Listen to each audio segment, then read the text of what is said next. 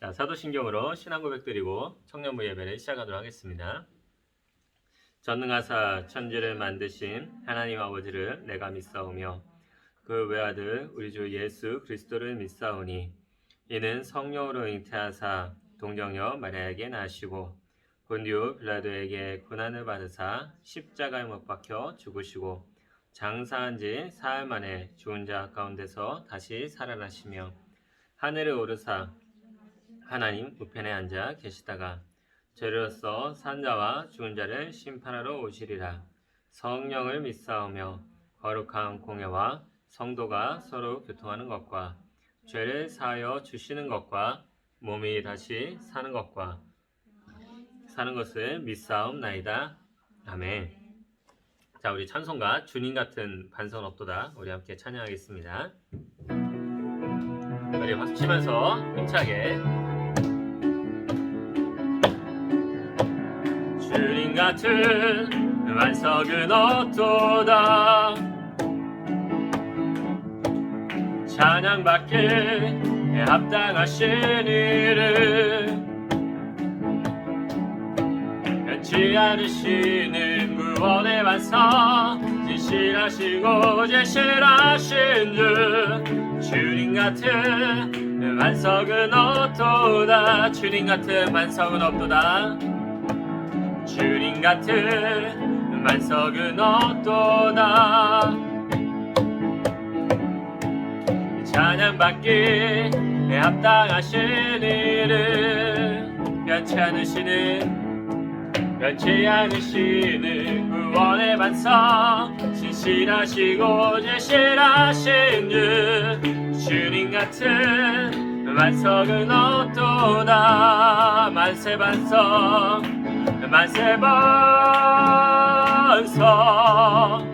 예수 내 반석 만세 반석 예수 내 반석 만세 반석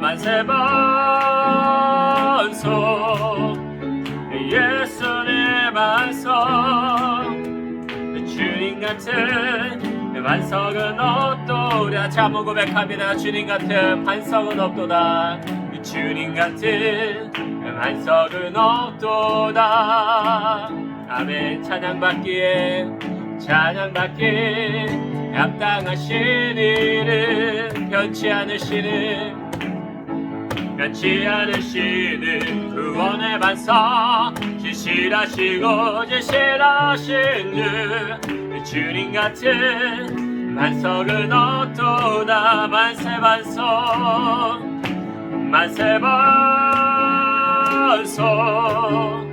예수 내 반석 만세 반석 예수 내 만세 반석 예수 내 반석 주님 같은 반석은 없도다. 아멘. 우리 주님 같은 반석이 없고 하나님 안에서 우리가 온전히 나아갈 줄 믿습니다. 우리 오지어 나의 마음이 주께로 정해졌으니 나는 주님을 찬양하리라. 함께 또 박수 치면서 힘차게 찬양해 보겠습니다.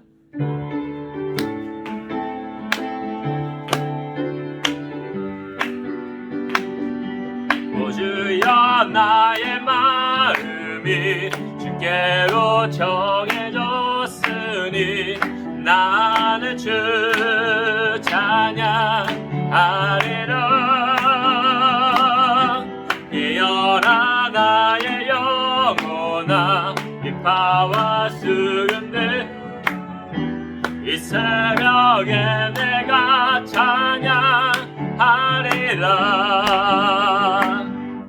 찬양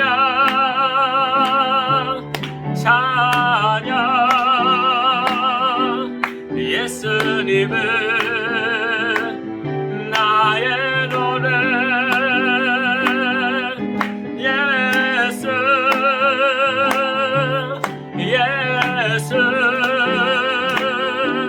예수님은 나의 노래 오 주여 주여 나의 마음이 주께로 정해졌으니 나는 주 찬양하리라. 깨어라 나의 영혼아 비파와 수금 들어라. 이 새벽에 내가 찬양하리라. 찬양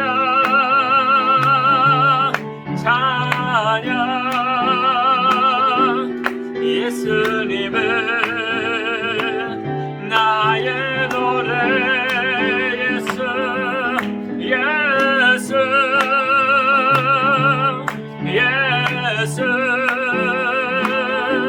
예수님은 나의 노래. 아멘. 주님께서 우리의 찬양과 경배되신 줄로 믿습니다. 우리 이곳의 생명샘 소자나 눈물 골짝 지나갈 때에 함께 찬양하겠습니다.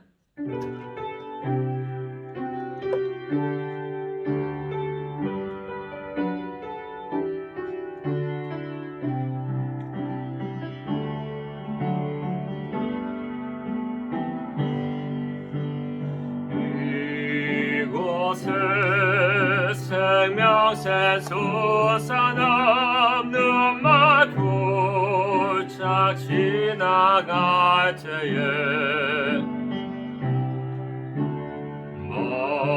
모차나 열매 맺히고 웃어 소리 넘쳐나리라. 꽃들도 흐름도 바람도 넓은 바다도 찬양하라 찬양하라 예수를.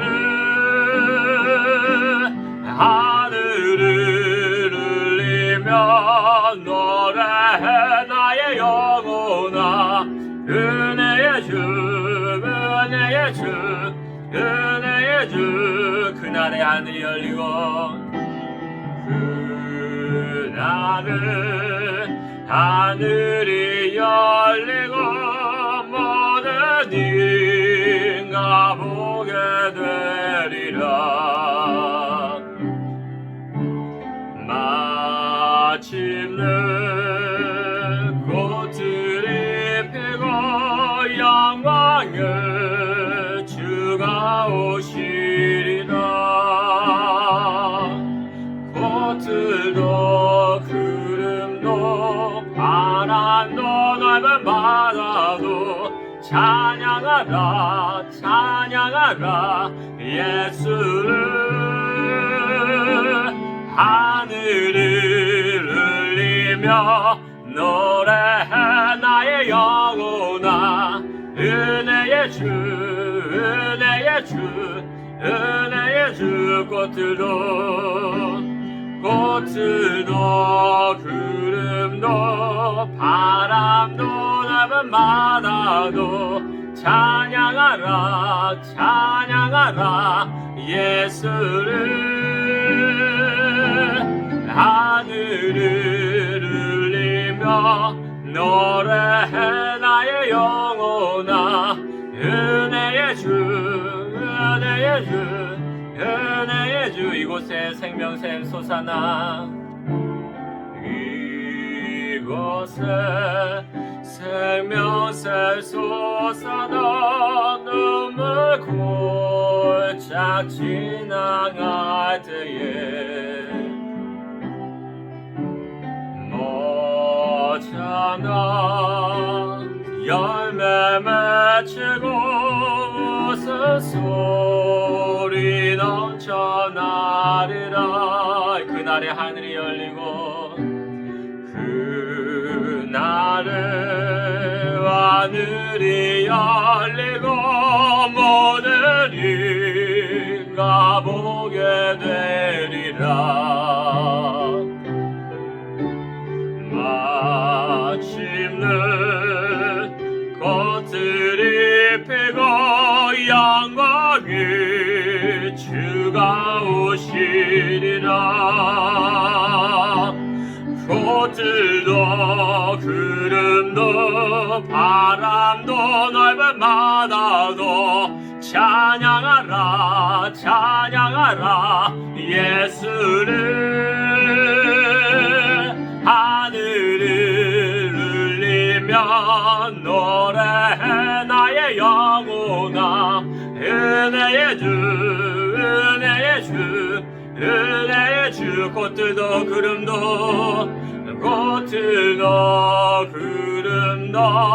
바람도 넓은 바다도 찬양하라 찬양하라 예수를 하늘을 울리며 노래해 나의 영혼아 은혜의 주 은혜의 주 은혜의 주. 우리 이 시간에 같이 통성으로 기도할 텐데요, 오늘 들었던 말씀 이 찬양을 생각하면서 하나님 오늘도 우리 청년부 예배 은혜를 주시고 이 청년부를 통해서 우리 내곡교회가 더욱더 큰 능력과 사랑이 나타나며 교회가 부흥되어지고 변화되어지고 우리 청년부를 통해서 많은 역사들이 일어날 수 있도록 해달라고 기도해 주시기 바랍니다.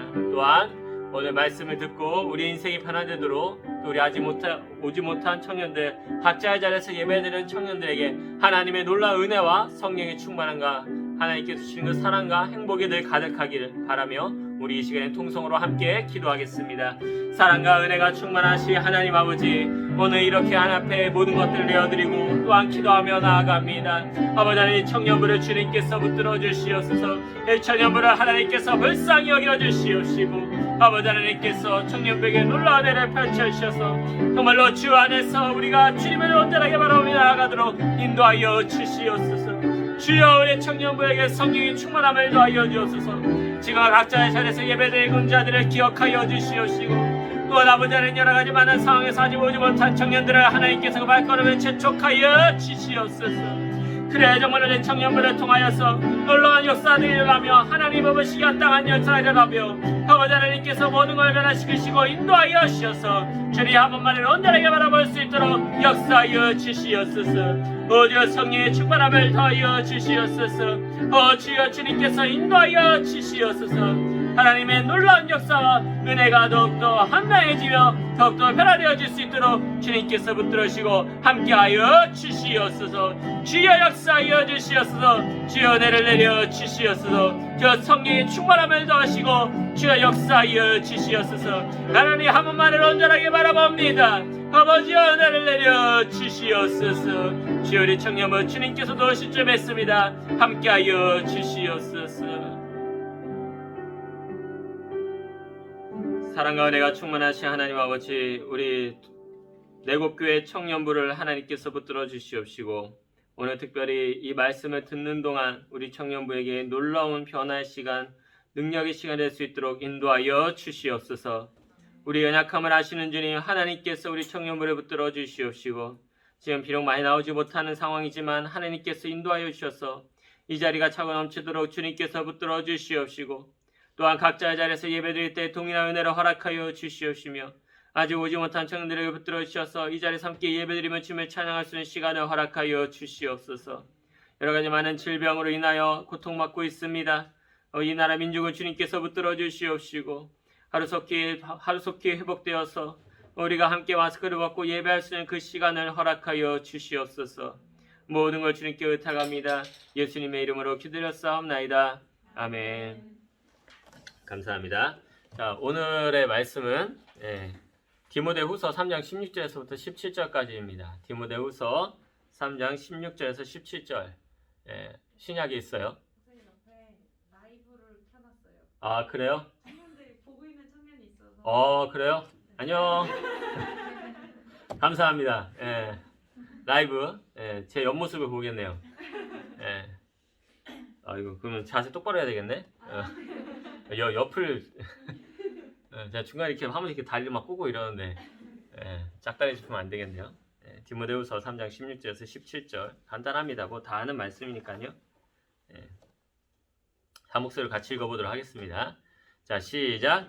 모든 성경은 하나님의 감동으로 된 것으로 교훈과 책망과 바르게 함과 의로 교육하기에 유익하니 이는 하나님의 사람으로 온전케 하며 모든 선한 일을 행하기에 온전케 하려 함이니라.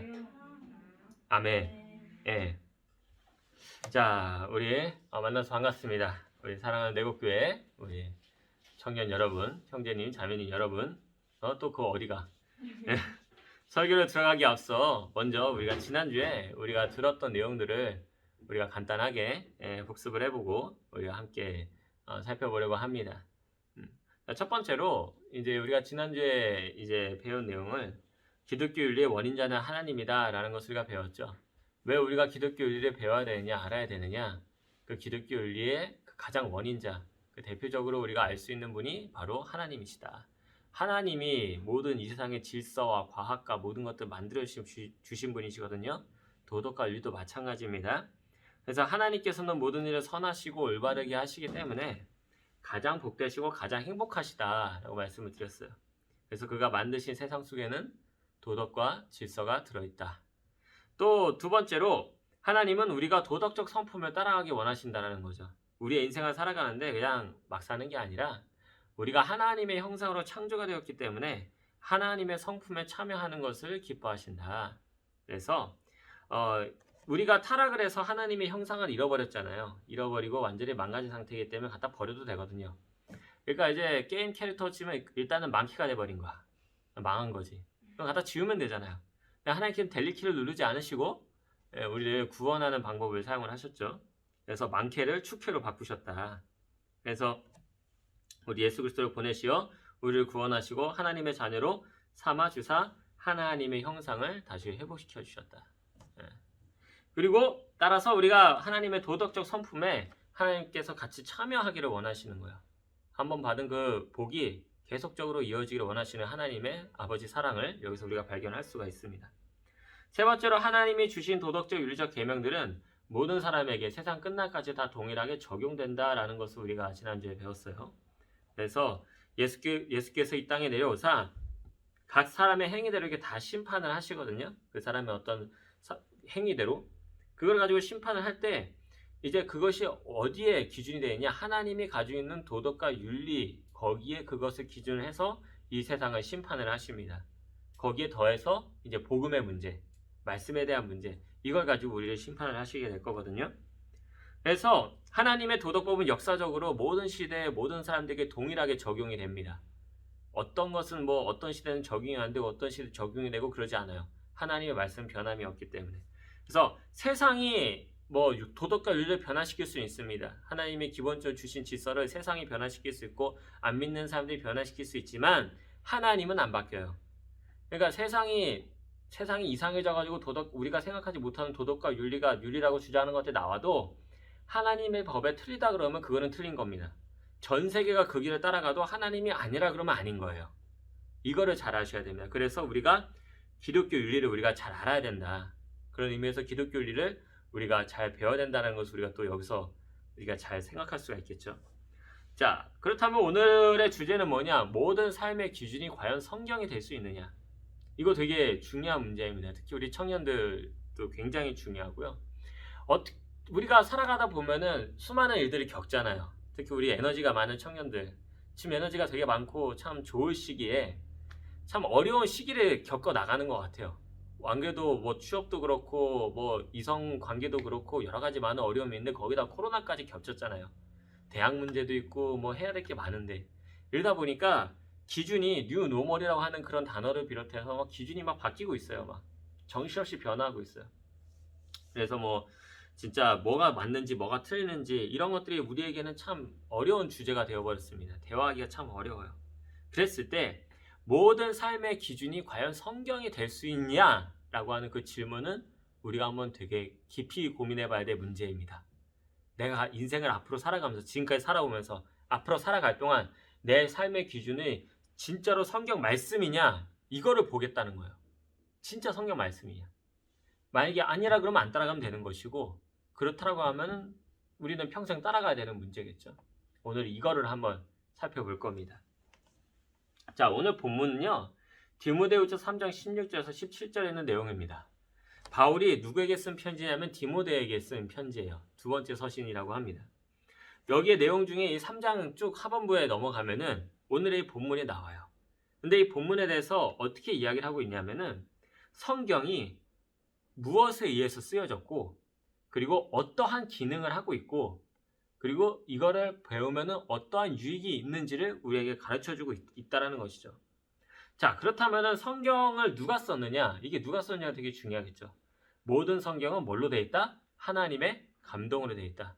이거를 좀 더 헬라어 원어로 좀 더 쉽게 신학적으로 풀어서 얘기를 하면요. 성령의 감동으로 만들어졌다라고 얘기를 해요. 성령은 하나님이시니까 성령께서 특정한 인물에게 특정한 사람에게 감동을 주어서 그 성경을 쓰게끔 하셨습니다.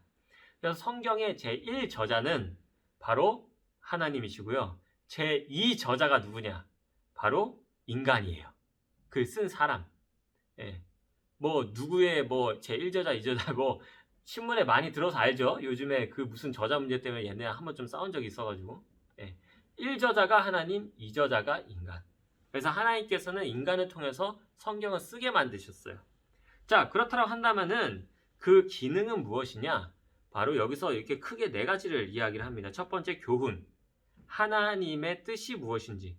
두 번째로는 책망, 교훈과 책망. 하나님 앞에서 잘못이 무엇인지. 그리고 바르게 함. 잘못을 고치려면은 우리가 어떻게 해야 되는지. 그리고 의. 바르게 사는 방법이 무엇인지로 교육하기 위한 것이다라고 얘기를 해요. 성경의 기능이 지금 한 구절에 다 나온 거예요. 네. 교훈, 책망, 바르게 함, 의. 하나님의 뜻이 무엇인지, 하나님 앞에서 잘못이 무엇인지, 잘못을 고치려면 어떻게 해야 되는지, 마지막으로 바르게 사는 방법이 뭐냐.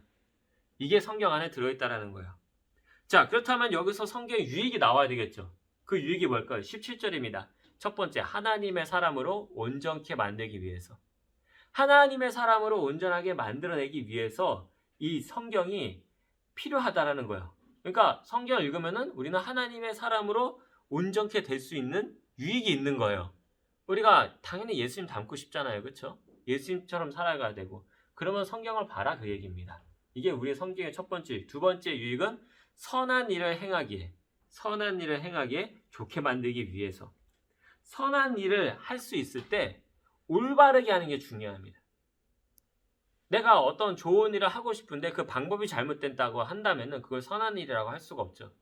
성경은 원인, 과정, 결과, 선한 일을 하려는 목적, 선한 일을 하는 과정, 선한 일을 하는 결과까지 올바르게 만들기 위해서 이 성경이 있다라고 바울은 얘기하는 겁니다. 자, 그렇다면 이렇게 좋은 성경이 있잖아요. 그렇다면 한 가지 의문이 있죠. 이 좋은 성경 우리가 있다는 건 알겠는데 우리가 살아가는 모든 인생에서 순간순간 모든 윤리적인 기준들, 도덕적인 기준을 그러면 무조건 성경으로 맞춰야 되냐? 만약에 그렇게 하려면 어떻게 해야 되느냐? 라는 그런 질문이 생깁니다. 자, 그렇다면 우리가 여기서 살펴볼 수 있는 첫 번째는 무엇이냐? 성경은 우리가 어떻게 살아야 될지를 알려주는 기능이 있다는 것을 우리가 발견하게 됩니다. 총체적으로 봤을 때.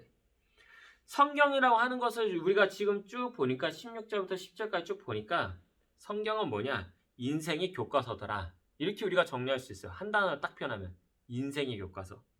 성경에는 전반적인 내용은요. 우리가 예수님을 믿으면 어떻게 구원을 받느냐에 대해서도 쓰였지만 더 많은 부분에서 구원받은 사람들이 어떻게 살아가야 될지를 더 많이 이야기를 합니다. 실제로 유대인들 같은 경우도 보면요. 하나님께서 유대인들을 선택했잖아요. 선택하는 장면은 그렇게 많이 안 나와요. 창세기 좀 몇 군데 이후에 몇 군데밖에 안 나옵니다. 근데 유대인으로서 하나님의 선택받은 선민으로서 어떻게 살아가야 되는지에 대해서는 진짜 많이 나와요. 성경책 구약성경 툭 펼쳐봐도 선지서만 봐도 얘네들 왜 우상 섬기냐? 내가 너네들이 구원하기로 구원해서 너희들 여기까지 끌고 왔는데 출애굽시켜서 여기까지 데리고 왔는데 니네들 가난해서 이러느냐? 이런 얘기가 태반이에요. 신약에도 봐도요. 예수님께서 우리에게 말씀하신 내용이 복음에 대한 내용도 많이 들어있지만 또 한편으로 굉장히 많이 들어있는 게 뭐냐? 그리스도인으로서 어떻게 살아가야 되는지. 사도들도 그 이야기를 굉장히 많이 했습니다. 그래서 우리가 성경을 가만히 보면요. 그리스도인으로서 어떻게 살아가야 되는지 관심을 많이 갖고 있고요. 또 그렇게 살았던 사람의 이야기와 그렇게 하라는 교훈들이 굉장히 많이 들어있습니다. 그래서 우리는 날마다 성경을 묵상하면서 어떻게 살고 어떻게 말하는지를 종합적으로 찾아내야 돼요. 읽어내면서 이 사람은 이렇게 살았네? 나는 그러면 이렇게 한번 해봐야 되겠다. 라고 하는 것이 필요하다라는 것이죠.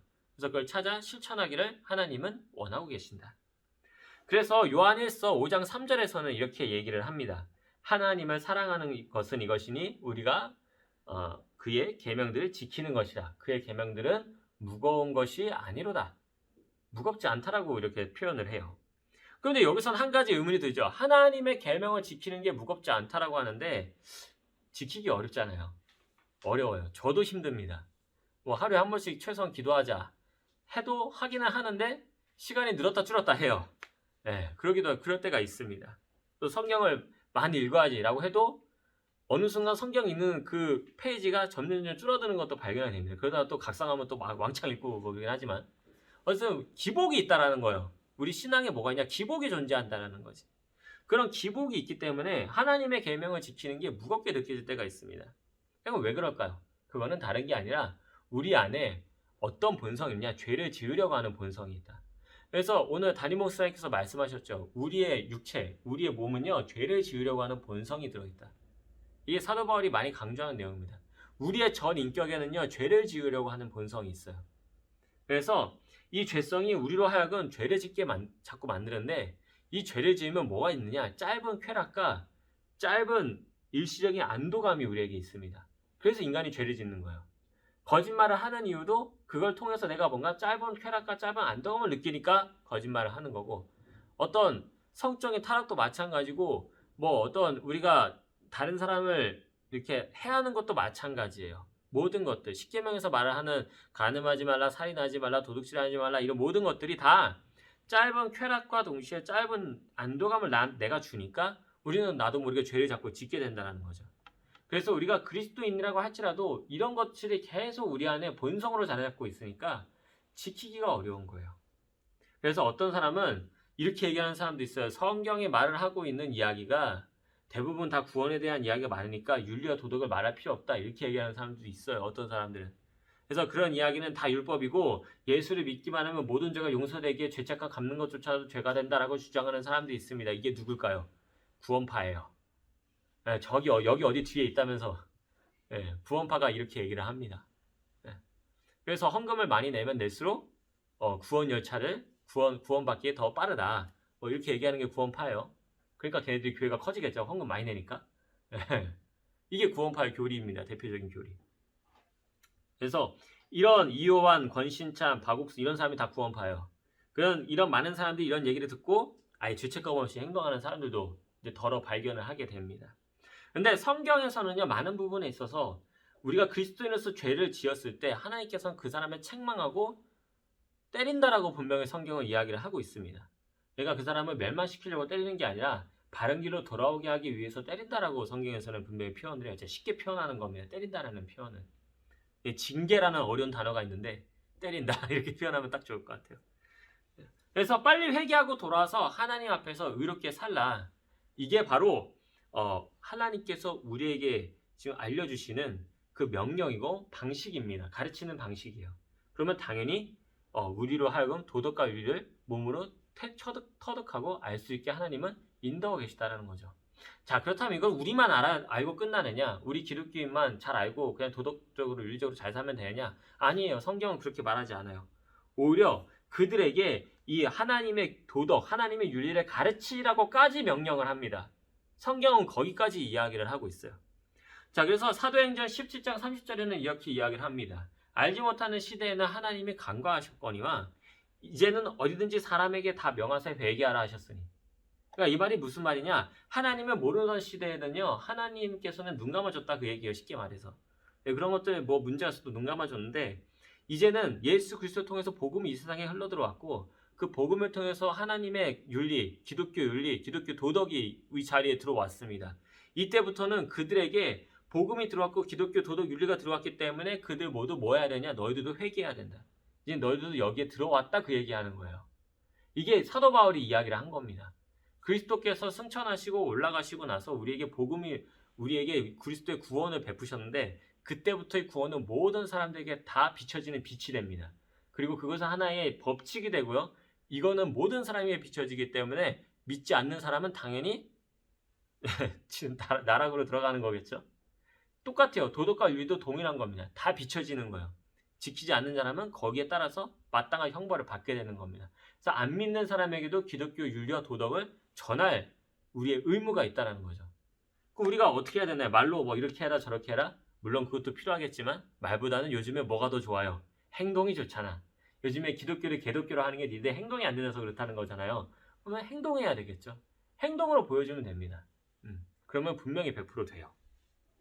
그래서 우리 그리스도인들이 하나님의 말씀을 실천하고 그들에게 보여주는 것이 때로는 어렵게 느껴지더라도 사명의식 갖고 사명을 가지고 우리가 해야 될 일이 있다. 그래서 우리 내곡교회 우리 청년들이 한 사람 한 사람이 그 일을 잘 해나가길 주님의 이름으로 축원합니다. 그리고 두 번째로 성경은 하나님의 말씀으로서 권위가 있고 명확하기 때문에 그렇다는 것을 우리가 알 수가 있습니다. 자, 성경은 하나님의 감동으로 되어 있다. 이 말인즉슨 성경의 제1저자는 하나님, 제2저자는 인간이라는 뜻이죠. 그러므로 우리는 이 말씀에 딱 읽는 순간 이거는 내가 따라가야 되고 순종해야 되는구나 라는 사실을 느낌적으로, 직감적으로 우리는 알게 됩니다. 이 알게 되는 이유는 우리가 대단해서 알게 되는 게 아니라 성령께서 우리 마음속에서 그걸 알게 해주시기 때문에 우리가 알게 되는 거예요. 개념이 이렇습니다. 그래서 이걸 따라서 내가 살아야 되겠네 라고 우리가 스스로 느끼죠. 그랬다는 것은 이 성경을 지금 뭘로 보느냐? 하나님의 말씀, 즉 권위 있는 말로 보더라 그겁니다. 이거 어려운 말로 성경의 권위라고 얘기를 합니다. 성경은 절대적이고 아주 절대적이고 확실하며 생명력이 있고 과학적인 질서를 가지고 있는 것이다라고 우리가 느낀다라는 거예요. 이렇게 이야기하면 좀 이해가 되죠. 뭐 이런 거 있잖아요.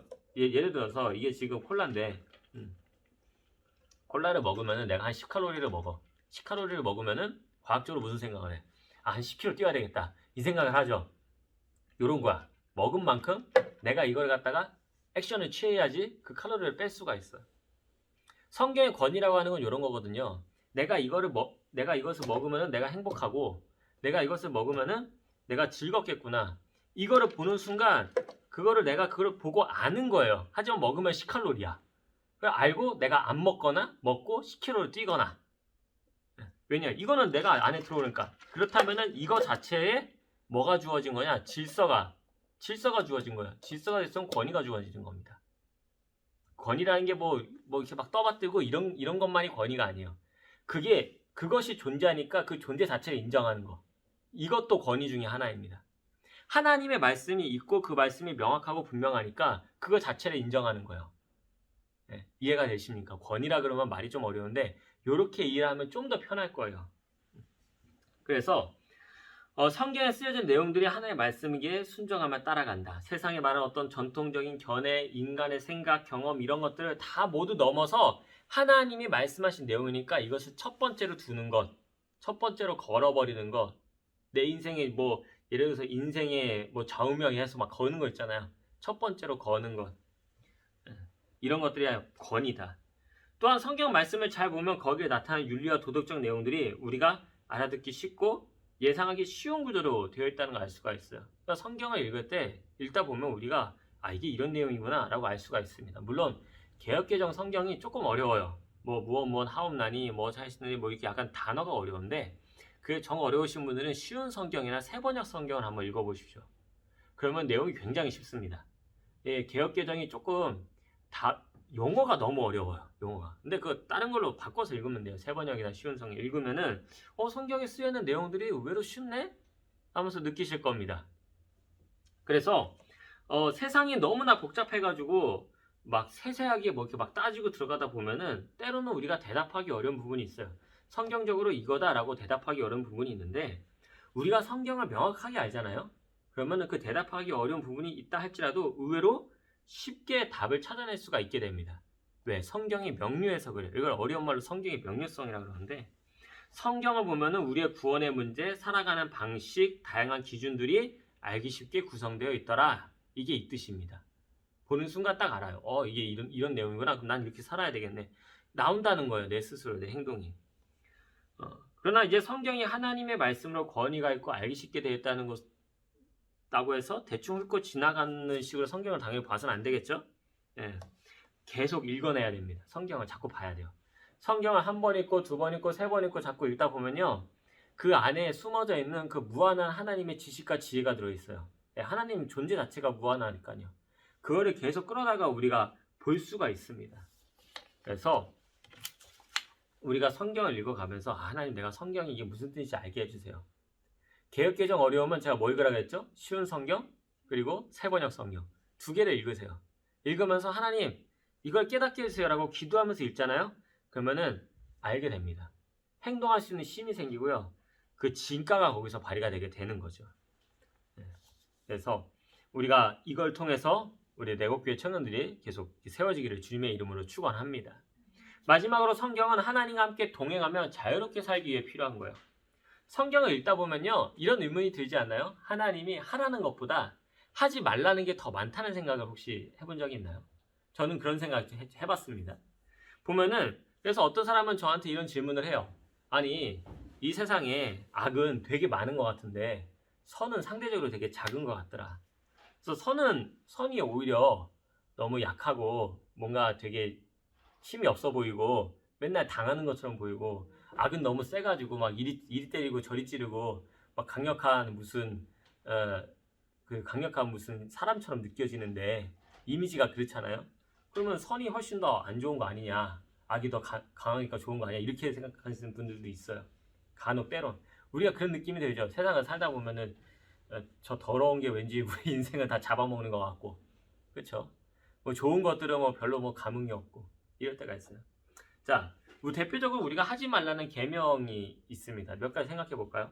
살인하지 말라, 도둑질하지 말라, 형제를 해치지 말라, 음란하지 말라. 딱 제가 이렇게 단어 몇 가지만 딱 듣는 순간 뭘 해야 되지 말아야 되지 딱 떠오르죠. 머릿속에 딱딱딱 그려질 겁니다. 이게 이 내용이네. 상대적으로 되게 선명해요.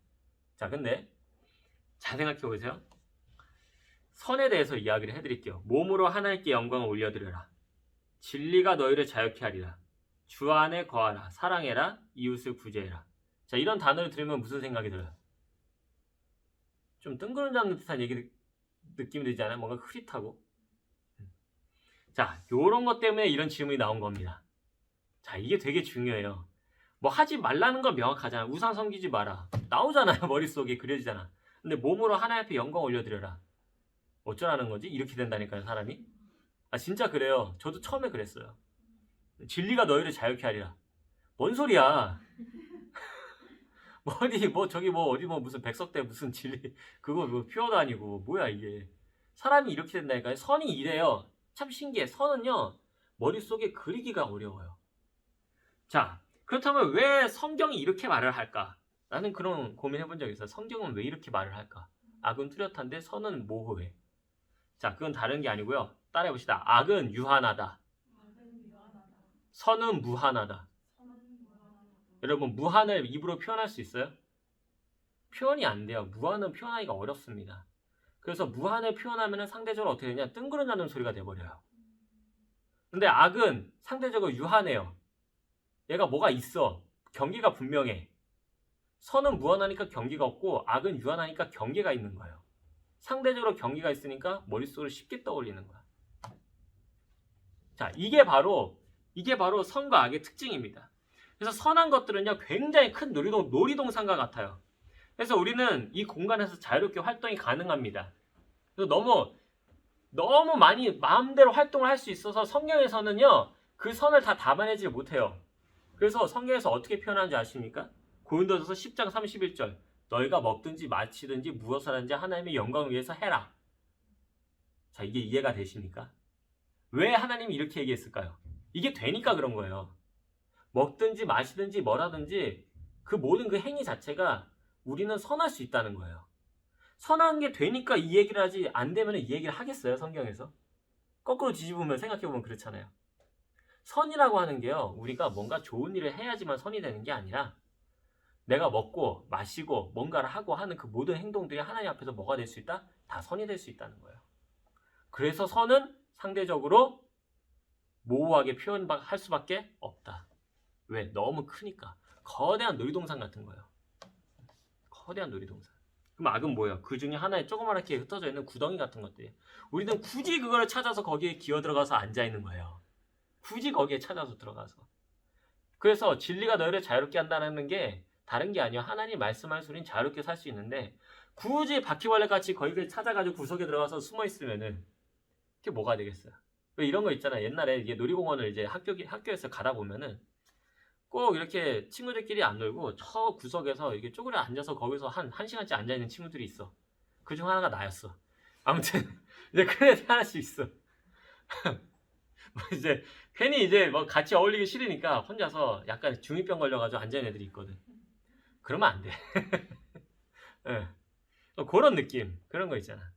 그렇게 있지 말고 놀이동산에서 자유롭게 놀라는 거야. 하나님은요, 거대한 선이라고 하는 놀이동산을 우리에게 펼쳐주셨어요. 마음대로 놀아라. 먹든지 마신지 뭐라든지 그게 다 하나님 보시기에 선한 것이 다 기뻐하는 거다. 내가 다 기뻐하는 거야. 여기서 우리는 누리면서 살라는 거죠. 자, 그렇다라고 한다면은 성경이 그렇게 이야기를 하고 있기 때문에 우리는 성경 안에서 무엇이 선한지를 자꾸 찾아봐야 되고 머릿속으로 그려봐야 되고요. 상대적으로 선명한 악은요, 보고 피하십시오. 이게 우리에게 알려주는 겁니다. 이거를 어려운 말로 성경의 충족성이라 그래요. 성경에서 말하는 우리가 수많은 윤리적 결정에 무한한 자유가 주어져 있다. 마음대로 할 수 있는 결정 권한이 있다는 거예요. 죄를 제외하고 모든 것을 다 할 수 있는. 우리가 여기 앉아서 햄버거 먹고 있어도 하나님 보시 기뻐하시는 거예요. 이해가 되십니까? 진짜예요. 네. 집에 가서 내가 이렇게 공부하면서 내가 이렇게 막 내가 지금 직장을 위해서 열심히 노력하는 거 그것도 선이에요. 네. 여러분이 옷 입고 다니고 사람들 만나러 다니고 같이 재밌게 지내고 그것도 선이에요. 거기서 이제 갑자기 내 입으로 막 욕이 튀어나오면 그건 악이겠지만 선이라니까. 그래요. 따라서 우리가 윤리적인 결정에 무한한 자유가 있고 그리스도는 충분히 살 수 있는 것, 그게 성경에 다 쓰여 있다. 그래서 이걸 성경의 충족성이라고 합니다. 어려운 말로. 마지막으로 이 어려운 말로 성경의 필요성이라고 하는데 이건 뭐냐? 그래서 성경이 우리에게 필요하더라. 그 얘기예요. 쉽게 말해서.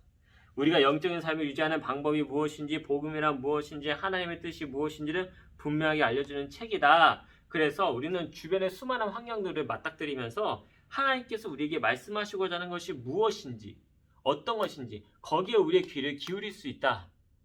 이렇게 우리는 설명할 수 있습니다. 그래서 이걸 성경의 필요성. 왜? 알아야 되니까.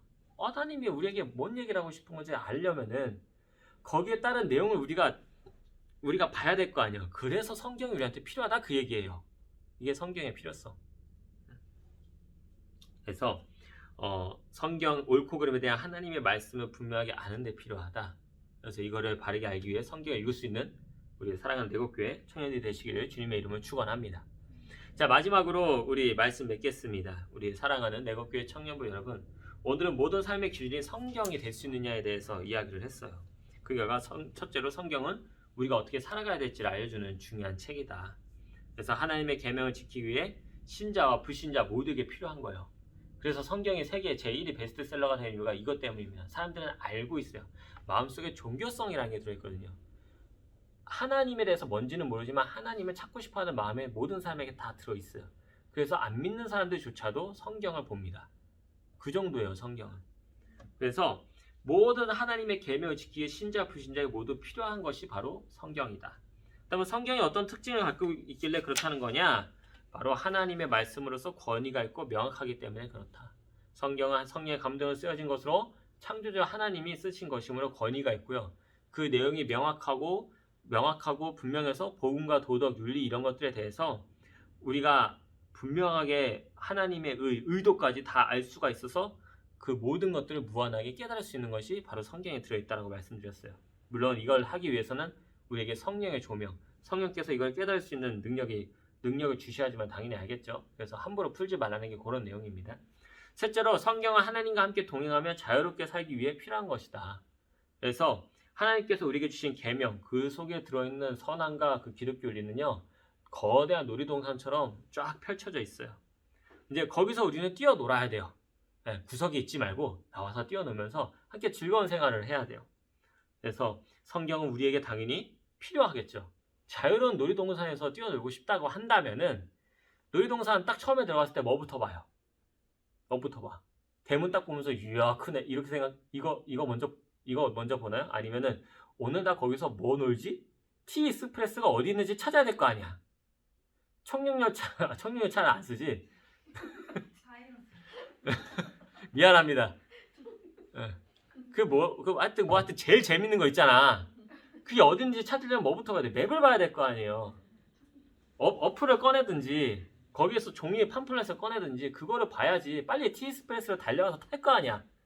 왔으면 뽕을 뽑아야지. 그게 되려면 뭐가 있어야 돼? 그 맵이 되는 성경이 있어야 된다는 거야. 그래서 성경이 필요하다 그 얘기예요. 자유로운 놀동산을 뛰어놀고 싶다면.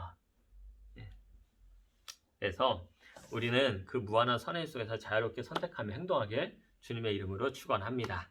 자, 우리 기도하겠습니다. 사랑과 은혜가 충만하신 하나님 아버지 참으로 감사드립니다. 오늘 우리가 들었던 설교 내용을 통해서 어떻게 하면 성경 말씀을 중심으로 살아갈 수 있는지 고민하고 깨닫고 적용하는 우리 청년들이 될 수 있도록 인도하여 주옵소서. 그래야 성경을 통해서 하나님의 뜻을 깨닫고 나아가 하나님을 기쁘시게 하는 것이 무엇인지 알고 행동하는 사람이 될 수 있도록 인도하여 주옵소서. 예수님의 이름으로 기도드렸습니다. 아멘. 자, 우리 달고 오면 그 말씀 찬양하겠습니다.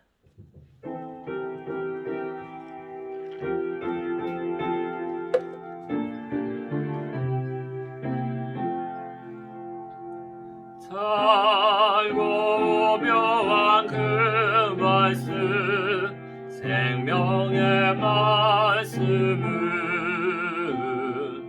귀한 그 말씀 진실로 생명의 말씀이 나의 길밤에는 밝히 보여 전에 아름답고 귀한 말씀 생명샘이로다.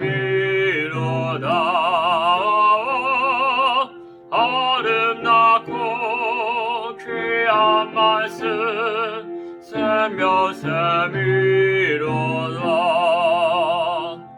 귀한 주님의 말씀은 내 노래되도다. 모든 사람을 살리는 생명의 말씀은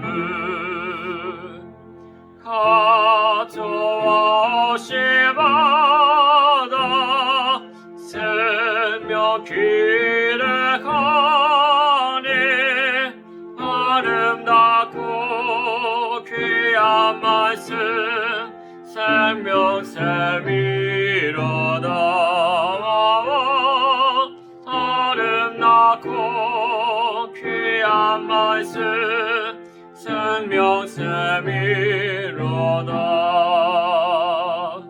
널리 울리어 퍼지는 생명의 말씀은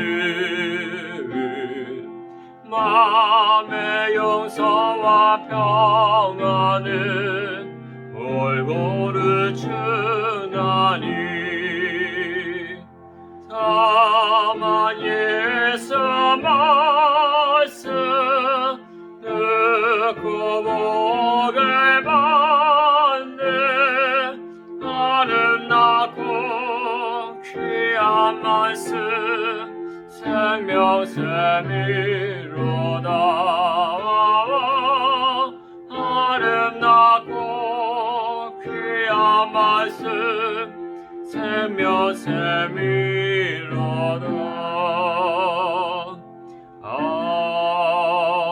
아멘.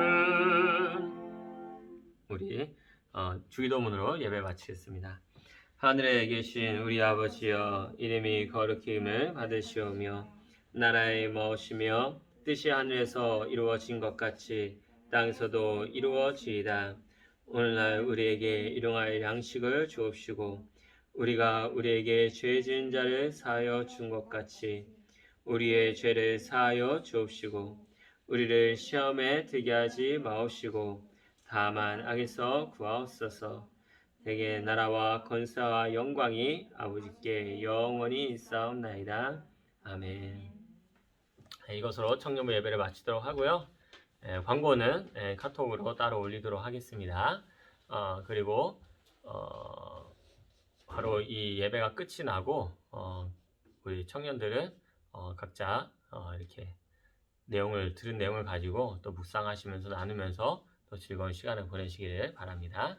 오늘은 끝나고 트리 철거가 있습니다. 감사합니다.